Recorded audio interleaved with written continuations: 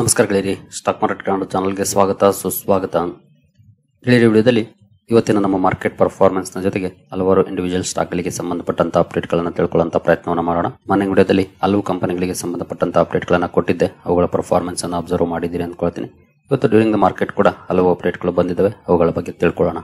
ಗೆಳೆಯರಿ, ಮೊದಲಿಗೆ ಡಿಸ್ಕ್ಲೇಮರ್ ಕೊಡ್ಲಿಕ್ಕೆ ಇಷ್ಟಪಡ್ತೀನಿ. ಇಲ್ಲಿ ಕವರ್ ಮಾಡ್ತಿರೋಂಥ ಯಾವುದೇ ಸ್ಟಾಕ್ ಅನ್ನು ಕೂಡ ರೆಕಮೆಂಡ್ ಮಾಡ್ತಿಲ್ಲ. ನೀವು ಫರ್ದರ್ ಸ್ಟಡಿ ಮೆಡಿಟೇಷನ್ ತಗೊಳ್ಬಹುದು. ಆಸ್ ಎ ಎಜುಕೇಶನಲ್ ಪರ್ಪಸ್ ನಾನು ವಿಡಿಯೋ ನಿಮ್ಮ ಮುಂದೆ ತರ್ತಾ ಇದ್ದೀನಿ.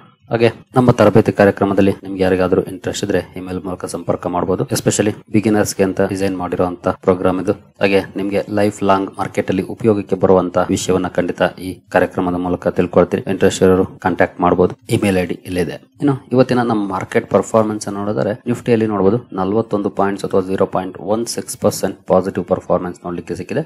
ಅಂದ್ರೆ ಸ್ಲೈಟ್ಲಿ ಅಪ್ ಅಲ್ಲಿ ಕ್ಲೋಸಿಂಗ್ ಕಂಡು ಬಂದಿದೆ. ಓಪನಿಂಗ್ ಅಂತೂ ಸ್ವಲ್ಪ ಡೌನ್ ಆಯಿತು, ನೋಡಬಹುದು 722ಕ್ಕೆ ಕ್ಲೋಸಿಂಗ್ ಇತ್ತು. ಮೊನ್ನೆದು ಓಪನ್ ಆಗಿದ್ದು 696ಕ್ಕೆ, ಅಂದ್ರೆ 26 ಪಾಯಿಂಟ್ಸ್ ಡೌನ್ ಅಲ್ಲಿ ಓಪನ್ ಆಯ್ತು. ಬಟ್ ಆ ನಂತರ ಇನ್ನು ಕೆಳಗಡೆ ಹೋಯ್ತು, ನೋಡಬಹುದು ನೀವು ಇಲ್ಲಿ 645ವರೆಗೂ ಕೂಡ ಹೋಯ್ತು. ಮತ್ತೆ ಒಳ್ಳೆ ಕಮ್ ಬ್ಯಾಕ್ ಅನ್ನ ಮಾಡ್ತು, ಮತ್ತೆ ಒಂದಷ್ಟು ನೆಗೆಟಿವ್ ಆಯ್ತು, ಮತ್ತೆ ಕಮ್ ಬ್ಯಾಕ್ ಮಾಡ್ತು, ಮತ್ತೆ ಅಲ್ಲಿಂದ ಸ್ವಲ್ಪ ಡೌನ್ ಆಯ್ತು, ಮತ್ತೆ ಸ್ವಲ್ಪ ಬೌನ್ಸ್ ಬ್ಯಾಕ್ ಮಾಡಿ ಓವರ್ ಆಲ್ 41 ಪಾಯಿಂಟ್ಸ್ 0.16% ಅಪ್ ಅಲ್ಲಿ ಕ್ಲೋಸಿಂಗ್ ಅನ್ನ ಕೊಟ್ಟಿದೆ. ಮಾರ್ನಿಂಗ್ ವಿಡಿಯೋದಲ್ಲಿ ನಾವು ನಿಫ್ಟಿ ಪರ್ಫಾರ್ಮೆನ್ಸ್ ನೋಡಿದಾಗ ಸ್ವಲ್ಪ ಡೌನ್ ಅಲ್ಲಿ ಟ್ರೇಡ್ ಆಗ್ತಿತ್ತು. ಜೊತೆಗೆ ಏಷ್ಯನ್ ಮಾರ್ಕೆಟ್ಸ್ ಅಲ್ಲಿ ಮಿಕ್ಸ್ಡ್ ಪರ್ಫಾರ್ಮೆನ್ಸ್ ಇತ್ತು. ಕೆಲವು ಮಾರ್ಕೆಟ್ಸ್ ಪಾಸಿಟಿವ್, ಕೆಲವು ಮಾರ್ಕೆಟ್ಸ್ ನೆಗೆಟಿವ್ ಪರ್ಫಾರ್ಮೆನ್ಸ್ ಅನ್ನ ಮಾಡ್ತಾ ಇದ್ದು. ಹಾಗಾಗಿ ಕುತೂಹಲ ಇತ್ತು ಯಾವ ರೀತಿ ಇರುತ್ತೆ ಪರ್ಫಾರ್ಮೆನ್ಸ್ ಅಂತ. ಫೈನಲಿ ಸ್ವಲ್ಪ ಪಾಸಿಟಿವ್ ಅಲ್ಲಿ ನಿಫ್ಟಿ ಕ್ಲೋಸಿಂಗ್ ಅನ್ನ ಕೊಟ್ಟಿದೆ.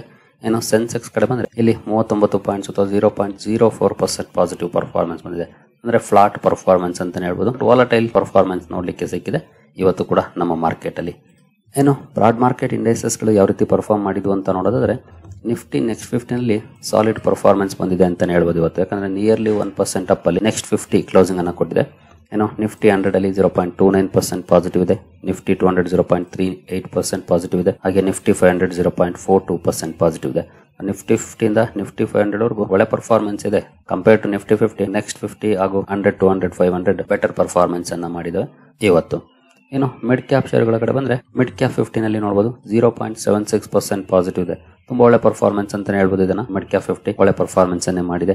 ಮಿಡ್ ಕ್ಯಾಪ್ 100 0.77% ಪಾಸಿಟಿವ್ ಇದೆ. ಮಿಡ್ ಕ್ಯಾಪ್ 150 ಕೂಡ 0.77% ಪಾಸಿಟಿವ್ ಇದೆ.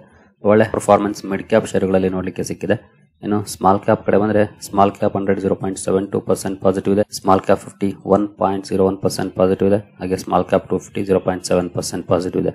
ಅಂದ್ರೆ ಸ್ಮಾಲ್ ಕ್ಯಾಪ್ ಆಗ್ಬೋದು, ಮಿಡ್ ಕ್ಯಾಪ್ ಆಗ್ಬೋದು, ಎರಡು ಕಡೆ ತುಂಬಾ ಒಳ್ಳೆ ಪರ್ಫಾರ್ಮೆನ್ಸ್ ನೋಡ್ಲಿಕ್ಕೆ ಸಿಕ್ಕಿದೆ ಇವತ್ತು. Compare to large cap, mid cap ಕೂಡ ಹಾಗೂ ಸ್ಮಾಲ್ ಕ್ಯಾಪ್ ಕೂಡ ಒಳ್ಳೆ ಪರ್ಫಾರ್ಮೆನ್ಸ್ ಅನ್ನೇ ಮಾಡಿದ್ದಾರೆ. ಬಹುಶಃ ತುಂಬಾ ಜನರ ಪೋರ್ಟ್ಫೋಲಿಯೋ ಇವತ್ತು ಒಳ್ಳೆ ಪರ್ಫಾರ್ಮೆನ್ಸ್ ಅನ್ನೇ ಮಾಡಿರುವಂತಹ ಪ್ರಾಬಬಿಲಿಟಿ ಜಾಸ್ತಿ ಇದೆ.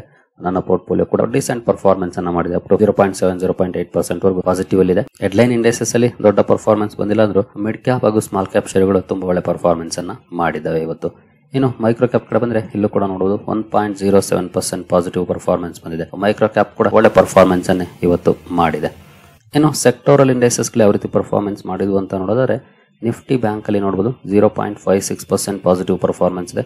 ಫೈನಾನ್ಷಿಯಲ್ ಸರ್ವಿಸಸ್ ಕೂಡ 0.62% ಅಪ್ ಅಲ್ಲಿ ಕ್ಲೋಸಿಂಗ್ ಅನ್ನ ಕೊಟ್ಟಿದೆ. ಇಲ್ಲೂ ಕೂಡ ಒಳ್ಳೆ ಪರ್ಫಾರ್ಮೆನ್ಸ್ ನೋಡ್ಲಿಕ್ಕೆ ಸಿಕ್ಕಿದೆ.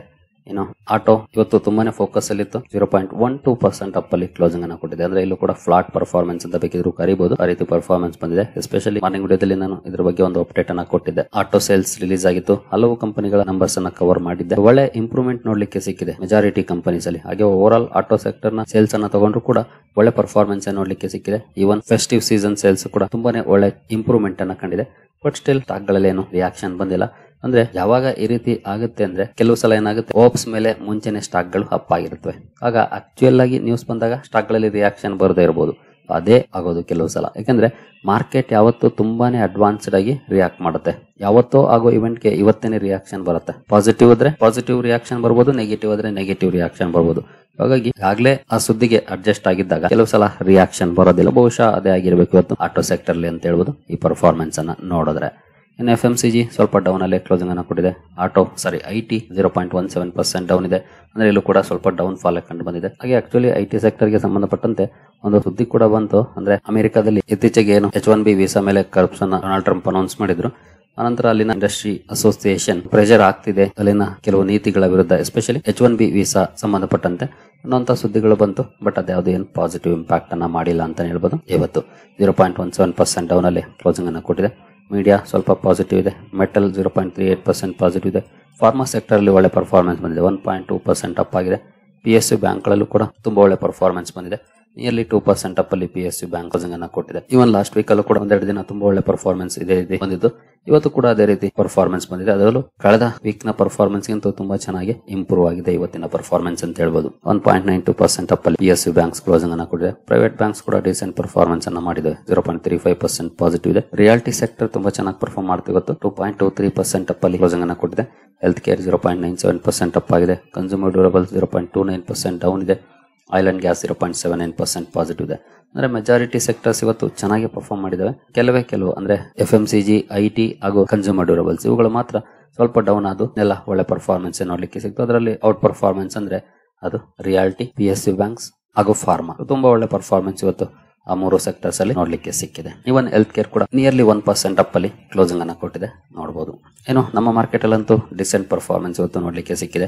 ಹೆಡ್ಲೈನ್ ಇಂಡೈಸಸ್ ಅಂತ ಒಳ್ಳೆ ಪರ್ಫಾರ್ಮೆನ್ಸ್ ಮಾಡಲಿಲ್ಲ ಅಂದ್ರೂ ಕೂಡ ಸ್ಮಾಲ್ ಕ್ಯಾಪ್, ಮಿಡ್ ಕ್ಯಾಪ್ ಶೇರ್ಗಳು ತುಂಬಾ ಒಳ್ಳೆ ಪರ್ಫಾರ್ಮೆನ್ಸ್ ಅನ್ನ ಮಾಡುದು. ಹಾಗೆ ಕೆಲವು ಸೆಲೆಕ್ಟೆಡ್ ಸೆಕ್ಟರ್ಸ್ ಒಳ್ಳೆ ಪರ್ಫಾರ್ಮೆನ್ಸ್ ಅನ್ನ ಮಾಡುದು. ಗ್ಲೋಬಲ್ ಮಾರ್ಕೆಟ್ಸ್ ಯಾವ ರೀತಿ ಇದೆ ಅಂತ ಒಂದ್ಸಲ ಕಣ್ಣಾಡಿಸೋದಾದ್ರೆ ಗ್ಲೋಬಲ್ ಮಾರ್ಕೆಟ್ಸ್ ಅಲ್ಲಿ ನೋಡಬಹುದು. ಯುರೋಪಿಯನ್ ಮಾರ್ಕೆಟ್ ಗಳು ಪಾಸಿಟಿವ್ ಅಲ್ಲಿ ಟ್ರೇಡ್ ಆಗ್ತದೆ, ಒಳ್ಳೆ ಪರ್ಫಾರ್ಮೆನ್ಸ್ ಬರ್ತಿದೆ. ಅಲ್ಲಲ್ಲಿ ಕೆಲವು ಮಾರ್ಕೆಟ್ಸ್ ಡೌನ್ ಇದಾವೆ, ಬಟ್ ಮೆಜಾರಿಟಿ ಮಾರ್ಕೆಟ್ಸ್ ಪಾಸಿಟಿವ್ ಅಲ್ಲಿ ಟ್ರೇಡ್ ಆಗ್ತಿದಾವೆ. ಹಾಗೆ ಏಷ್ಯನ್ ಮಾರ್ಕೆಟ್ ಗಳು ಕೂಡ ನೋಡಬಹುದು ತುಂಬಾ ಒಳ್ಳೆ ಪರ್ಫಾರ್ಮೆನ್ಸ್ ಅನ್ನೇ ಮಾಡ್ತಿದ್ದಾವೆ. ಓವರ್ ಆಲ್ ಗ್ಲೋಬಲ್ ಕ್ಯೂಸ್ ಇವತ್ತು ಚೆನ್ನಾಗಿದೆ. ಆಕ್ಚುಲಿ ಮಾರ್ನಿಂಗ್ ಏಷ್ಯನ್ ಮಾರ್ಕೆಟ್ ಗಳನ್ನ ನೋಡಿದಾಗ 50-50 ಇತ್ತು, ಅಂದ್ರೆ ಕೆಲವು ಪಾಸಿಟಿವ್ ಕೆಲವು ನೆಗೆಟಿವ್. ಬಟ್ ಕ್ಲೋಸಿಂಗ್ ಅಷ್ಟರಲ್ಲಿ ಮೆಜಾರಿಟಿ ಮಾರ್ಕೆಟ್ಸ್ ಪಾಸಿಟಿವ್ ಅಲ್ಲಿ ಪರ್ಫಾರ್ಮೆನ್ಸ್ ಅನ್ನ ಮಾಡಿದೆ. ಹಾಗೆ ಯುರೋಪಿಯನ್ ಮಾರ್ಕೆಟ್ಸ್ ಪಾಸಿಟಿವ್ ಅಲ್ಲಿ ಟ್ರೇಡ್ ಆಗ್ತಿದೆ ನೋಡಬಹುದು.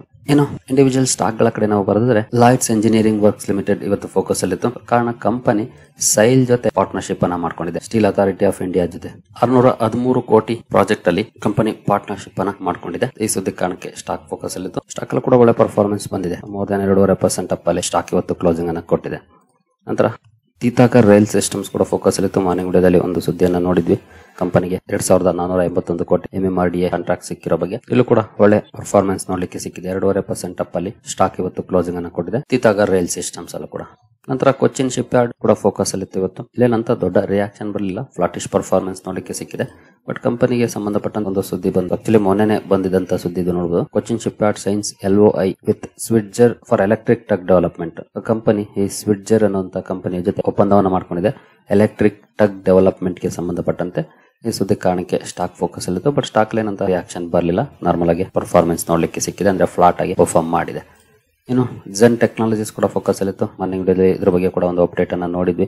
ಕಂಪನಿಗೆ 289 ಕೋಟಿ ಡಿಫೆನ್ಸ್ ಆರ್ಡರ್ ಸಿಕ್ಕಿರೋ ಬಗ್ಗೆ, ಅದರಲ್ಲೂ ಎಸ್ಪೆಷಲಿ ಡ್ರೋನ್ ಗೆ ಸಂಬಂಧಪಟ್ಟಂತ ಆರ್ಡರ್ ಇದು. ಈ ಸುದ್ದಿ ಕಾರಣಕ್ಕೆ ಸ್ಟಾಕ್ ಫೋಕಸ್ ಅಲ್ಲಿತ್ತು. ಇಲ್ಲೂ ಕೂಡ ನಿಯರ್ಲಿ 4% ಅಪ್ ಅಲ್ಲಿ ಪರ್ಫಾರ್ಮೆನ್ಸ್ ನೋಡ್ಲಿಕ್ಕೆ ಸಿಕ್ಕಿದೆ. ತುಂಬಾ ಒಳ್ಳೆ ಪರ್ಫಾರ್ಮೆನ್ಸ್ ಝೆನ್ ಟೆಕ್ನಾಲಜೀಸ್ ಅಲ್ಲಿ ಇವತ್ತು ಬಂದಿದೆ ಅಂತ ಹೇಳ್ಬೋದು. ಇನ್ನು CDSL ಇದರ ರಿಸಲ್ಟ್ ಅನ್ನ ಮಾರ್ನಿಂಗ್ ವಿಡಿಯೋದಲ್ಲಿ ನಾನು ಕವರ್ ಮಾಡಿದ್ದೆ. ಆಕ್ಚುಲಿ ರಿಸಲ್ಟ್ ವೈಸ್ ಪರ್ಫಾರ್ಮೆನ್ಸ್ ನೋಡಿದ್ರೆ ಇಯರ್ ಆನ್ ಇಯರ್ ಡೌನ್ ಇತ್ತು, ಬಟ್ ಕ್ವಾರ್ಟರ್ಲಿ ಇಂಪ್ರೂವ್ ಆಗಿತ್ತು. ಮಾರ್ನಿಂಗ್ ವಿಡಿಯೋದಲ್ಲಿ ನಂಬರ್ ನ ನೋಡಿದ್ವಿ. ಬಹುಶಃ ಮಾರ್ನಿಂಗ್ ವಿಡಿಯೋ ನೀವು ವಾಚ್ ಮಾಡಿದ್ರೆ ಗೊತ್ತಿರುತ್ತೆ ರಿಸಲ್ಟ್ಸ್. ಹಾಗಾಗಿ ರಿಯಾಕ್ಷನ್ ಯಾವ ರೀತಿ ಬರುತ್ತೆ ಅನ್ನೋ ಅಂತ ಕುತೂಹಲ ಇತ್ತು. ಒಳ್ಳೆ ಪರ್ಫಾರ್ಮೆನ್ಸ್ ಇದೆ, ಅಂದ್ರೆ ದೊಡ್ಡ ಮಟ್ಟದಲ್ಲಿ ಪಾಸಿಟಿವ್ ಆಗದೆ ಇರಬಹುದು, ಬಟ್ ನೆಗೆಟಿವ್ ಪರ್ಫಾರ್ಮೆನ್ಸ್ ಬಂದಿಲ್ಲ. 0.3% ಅಪ್ ಅಲ್ಲಿ ಸ್ಟಾಕ್ ಇವತ್ತು ಕ್ಲೋಸಿಂಗ್ ಅನ್ನ ಕೊಟ್ಟಿದೆ. ರಿಸಲ್ಟ್ ಗೆ ಮಾರ್ಕೆಟ್ ಪಾಸಿಟಿವ್ ಅಲ್ಲಿ ರಿಯಾಕ್ಟ್ ಮಾಡಿದೆ ಅಂತ ಹೇಳ್ಬೋದು. ಇವತ್ತಿನ ಪರ್ಫಾರ್ಮೆನ್ಸ್ ಅನ್ನ ನೋಡಿದ್ರೆ ಓವರ್ ರಿಯಾಕ್ಷನ್ ಬರದೇ ಇದ್ರು ನೆಗೆಟಿವ್ ರಿಯಾಕ್ಷನ್ ಬಂದಿಲ್ಲ, ಅದು ಬಹಳ ಇಂಪಾರ್ಟೆಂಟ್. ರಿಸಲ್ಟ್ ಅನ್ನ ಬೇಕಿದ್ರೆ ಒಂದ್ಸಲ ಡೀಟೇಲ್ ಆಗಿ ಚೆಕ್ ಮಾಡ್ಕೊಳ್ಬಹುದು, ಅಥವಾ ಮಾರ್ನಿಂಗ್ ವಿಡಿಯೋ ಕೂಡ ವಾಚ್ ಮಾಡಿ ತಿಳ್ಕೊಳ್ಬಹುದು.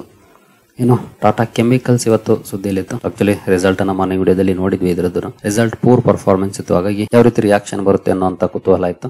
ರಿಸಲ್ಟ್ ಗೆ ರಿಯಾಕ್ಷನ್ ನೆಗೆಟಿವ್ ಇದೆ. 1.7% ಡೌನ್ ಅಲ್ಲಿ ಸ್ಟಾಕ್ ಇವತ್ತು ಕ್ಲೋಸಿಂಗ್ ಅನ್ನ ಕೊಟ್ಟಿದೆ ಟಾಟಾ ಕೆಮಿಕಲ್ಸ್.